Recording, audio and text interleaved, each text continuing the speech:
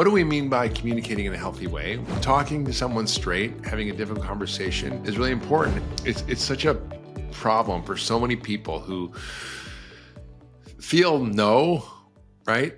Where your heart says no, your body says no, and your mouth says yes. And who can relate to that? I think many of us. And I've had that habit most of my life because I grew up in a situation where I had a rageaholic stepfather who, if I told the truth or I didn't try to keep him pacified, it would be like hell. So I learned very early that it was good to lie or to not quite tell the truth. Or as I joke with my friend, he's got the same problem. We call it smurgling, which is sort of not quite being straight and not quite telling the truth and trying to people please. But actually, it ends up being a very manipulative way of relating because you're trying to control the other person's emotions. You're trying to control their reaction instead of having an authentic relationship based on the truth. That doesn't mean you have to be mean.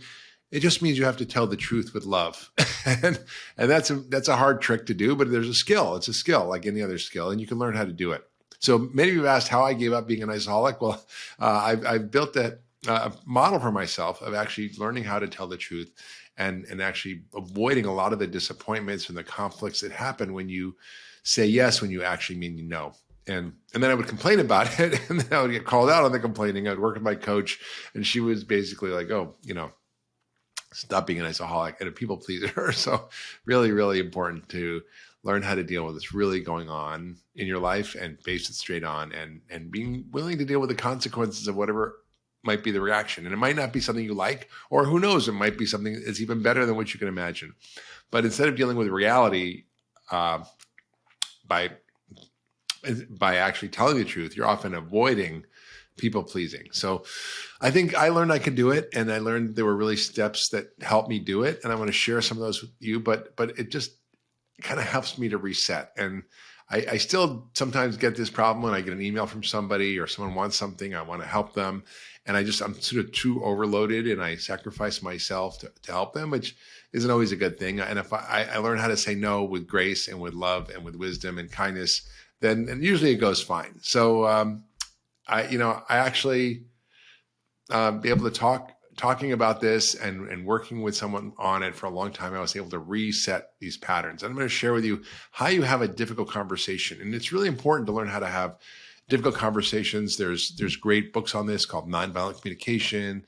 I think there's one called Difficult Conversations or Courageous Conversations, something like that. It's really about how do you actually have an honest conversation. I grew up in a family where people didn't do that, where you kind of had to manage each other's emotions, where it would be a blow up or a stuff a situation. They're not great. So what do we mean by communicating in a healthy way? What do we mean by grace? Well, you want to talk in a way that people can actually hear you. And it actually required me to practice, like, tennis. You can't just go and play tennis and hit the ball and expect you can have a forehand, a backhand, a serve, and a net game overnight. You literally have to learn the strokes. You have to learn the technique. You have to practice it over and over. You have to write it down. I have to write often down what I'm going to say.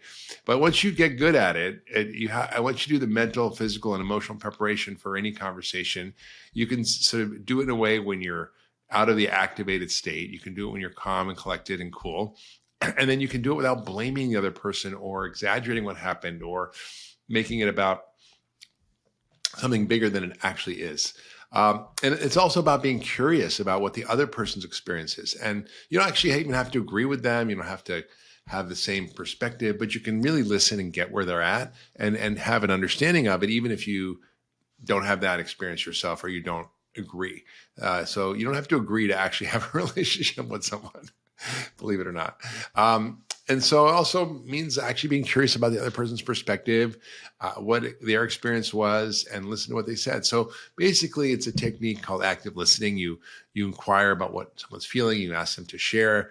You listen. You don't react. You don't have a narrative in your head of what you're going to say or how you're going to rebut what they're saying or why they're saying is wrong or what you want to do to correct them or all this sort of stuff that goes on in our head. But just be a blank slate and just deeply listen, and then try to express back to them what you heard.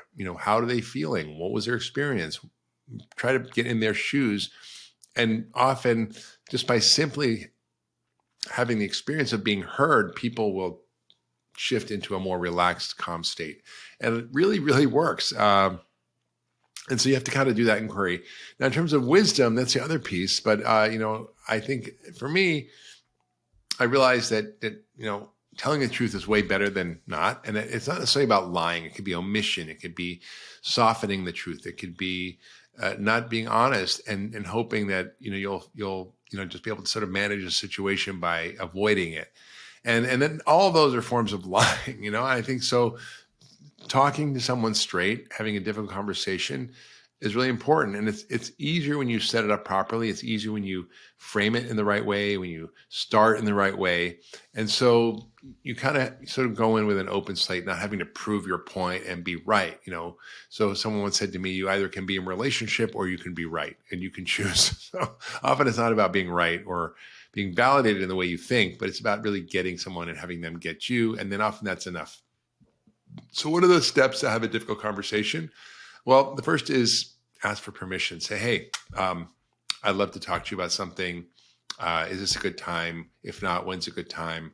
Let me know when you're ready. I want to have a conversation about something important, and see what they say.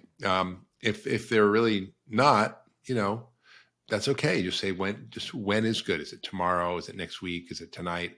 Just give them a sort of a time. So it's not just, oh, it's not good and it's never good. You want to be able to have the conversation. Next, explain, your goals. To say you really want to understand each other. You want to have a conversation. You want to get more connected, not less. And you really want to start with something positive. You want to sort of give them some understanding that you see who they are, that you understand their perspective.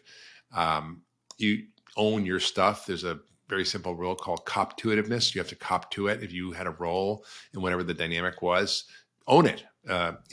Really share, your insights and reflect on what your role was, what you could have done differently. And it's a little bit disarming for the person because they go, oh, wow, they're taking responsibility. And it feels like you're not blaming them. You're not pointing fingers. So it's really very helpful. Then you've got to kind of draw on your wisdom, your higher self. Because often we're listening to that, I call it the inner asshole, which is our negative inner dialogue, and think that's real, but it's our lower self. So call in your higher self. And then sometimes you need to read. I had a friend who didn't know how to do this, and I literally coached him, and I gave him a script of, okay, here's how you set up the conversation. Here's what you say first. Here's what you say second. Here's the questions you ask. Here's how you share what you're sharing. And it's sometimes like that, but basically, do it without blame or judgment. That's the key. You could say, well, this is what it seemed like to me, or in my experience, or I could be wrong, but this is what I remember. And next, ask for their perspective. Once you've shared what you've got to share, and obviously you want them to practice active listening too. So it's good if you can with somebody, especially a close partner or someone you have a long relationship with, to sort of set up the parameters so they're willing to be part of it too and work on it together and be tolerant of making mistakes, of not getting it right and start over again. I mean, just give yourself some kindness in all of it. But it's really important to ask, what their perspective is and what do they think. And so give them a chance to really unpack that. How do you remember it? And that really helps. And then you can kind of come up with agreements like, okay, well, I get this and I'm sorry for doing that. And, I'll pay attention in the future and I hear you. Or, you just, so I really get why you're feeling this way about something. And it's not something you even have to address or fix. It's just being heard is sometimes enough. So people get relieved to say what's in their mind, to have be listened to be seen. And, you might want to be together as a team and say, okay, as a team, as friends, as partners, as business partners, as marital partners, spouse or friends, what is your goal together? You want to stay more connected. You want to have more intimacy. You want to have more understanding. And that's where you're moving towards. So it's always about, creating it as a us against it conversation rather than us against each other. It's really important. So this is not easy. I encourage you to check out resources. We'll put them in the show notes, but things like nonviolent communication courses and conscious communication practices, active listening, really, really important to learn these skills. And we don't learn them in school. We don't learn how to take care of our health, our money, and our relationships. It's really important. Those are the three most important things we can do to manage and have a good life. So I encourage you to check it out. How do you do that? Practice it. Don't feel bad if you get it wrong or screw it up, because there's really no getting it wrong. There's just learning. And it really works. I promise you it works. It can diffuse almost any situation.